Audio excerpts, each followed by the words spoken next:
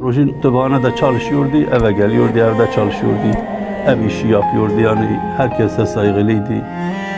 Gerçekten yani iyi bir insandı. Eğer bıraksalardı, okusaydı, bu şekilde olmasaydı kesin ve kesin öğretmen olacak.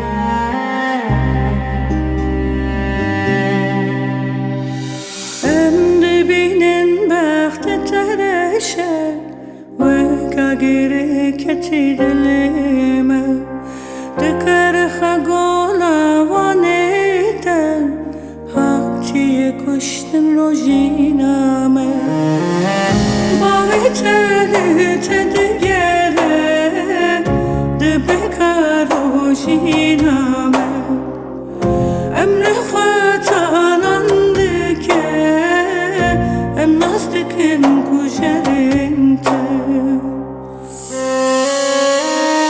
Bir babanın çaresizliği O feryat içimizde yara Sahip çıkamadık biz sana Düştün dara yetişemedik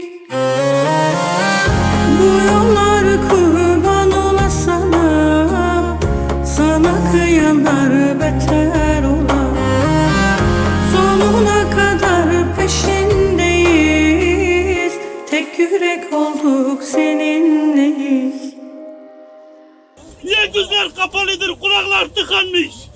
Niye hiç kimse ses etmiyor, ciğerim yanıyor, bak kızımı.